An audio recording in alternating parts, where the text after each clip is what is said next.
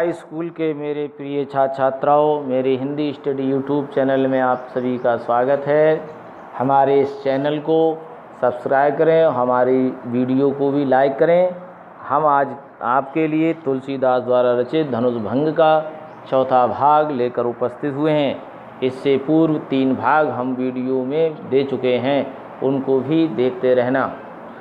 और ये जो भाग है चौथा, इस भाग में बताया गया है कि सीता जी बड़ी व्याकुल हैं कि धनुष कोई उठा नहीं पा रहा है और बार बार मन में दुखी हो रही हैं। तो उनकी व्यथा को देख करके कवि तुलसीदास जी ने लिखा है, देख देख रघुवीर तन सुर मनाव धर धीर, भरे विलोचन प्रेम जल पुलकावली शरीर।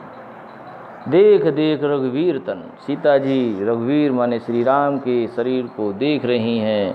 सुर मनाव धर धीर, और धैर्य धारण करके देवताओं को मना रही हैं मन ही मन। भरे विलोचन प्रेम जल पुलकावल शरीर, और नेत्रों में आंसू, प्रेम के आंसू ला रही हैं और का शरीर पुलकायमान है। नीके निरख नयन भरि शोभा, पितुपन सुमर बहुर मनि छोबा, एहतात दारुण हट ठानी, समुझत नहीं कछु लाभ नहानी।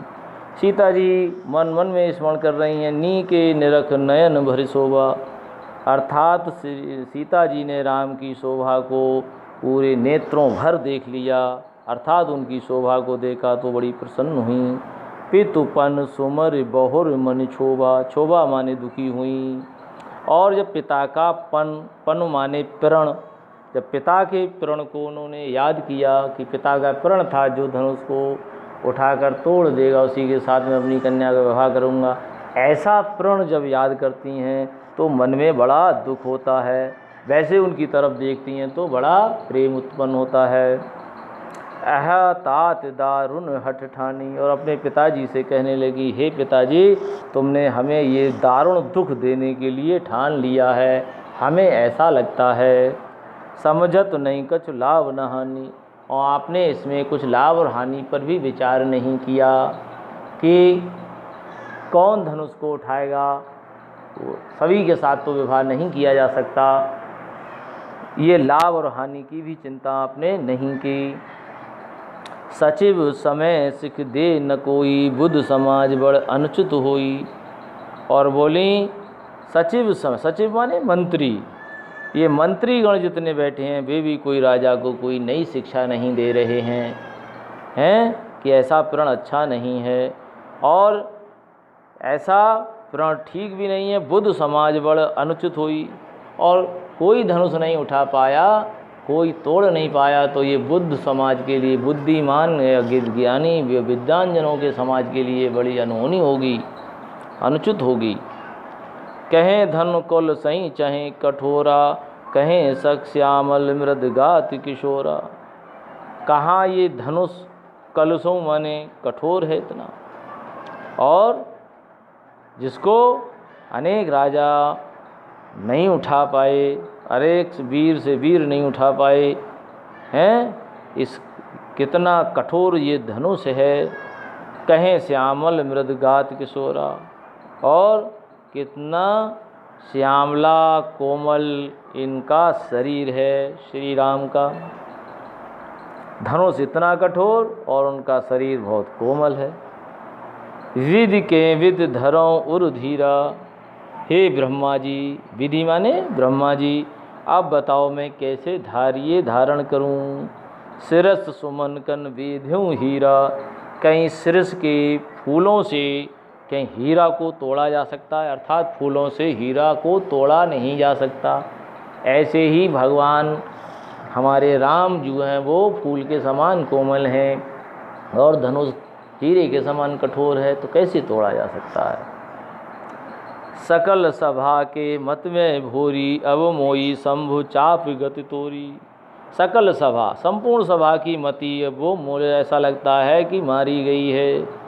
अब तो हे भगवान शंकर के धनुष, अब तुम पर ही मुझे विश्वास है। अब मोही शंभु चाप गति तोरी, अब तुम ही पर मेरा आश्रय है, आशा है कि यहाँ भी मेरी मदद करोगे। निज जड़ता लोगन पर डारो, जड़ता माने भारीपन, हे भगवान शंकर के धनुष। हाथ जोड़कर सीता जी कहती हैं कि हे भगवान शंकर के धनुष, अब तुम अपना भारीपन इन लोगों पर डाल दो, अर्थात तुम हल्के हो जाओ। होए हरऊँ सघुपतई निहारी, और मुझे ऐसा कर दो कि मैं हमेशा भगवान राम को निहारती रहूं, अर्थात राम मुझे मिल जाएं। अति परिताप सिए मन माही, लव निमेष जुग सम जाही। अति प्रताप सिए मन माही, और ऐसा प्रताप सीता ने मन ही मन में किया। लव निमेष जुग सम सम जाई, और उनका एक समय पलक झपकने का एक युग के समान बीत रहा है, अर्थात सीता जी का अब धैर्य धारण नहीं किया जा सकता। धैर्य धारण करने की सीमा अब बहुत हो चुकी है, इसलिए सीता जी का एक पलक झपकने का समय भी एक युग के समान बीत रहा है। इसके नीचे काव्य सौंदर्य भी लिखा जाए तो काव्य सौंदर्य में भाषा, तो भाषा इस पद्यांश में ब्रजभाषा है और दोहे में, और नीचे जो चौपाइयाँ हैं इनमें अवधी भाषा है, तो दोनों भाषा लिख देंगे। और अलंकार अनुप्रास भी लिख देंगे, और रस इसमें भक्ति रस लिख देंगे, और छंद इसमें दोहा है और चौपाई भी है, दोनों हैं। प्रिय छात्रों, हमारी ये वीडियो आपको पसंद आई हो तो हमारे हिंदी स्टडी यूट्यूब चैनल को सब्सक्राइब करें। आगे पद्यांशों की व्याख्या भी आपको आगे वीडियो में मिल जाएगी। धन्यवाद।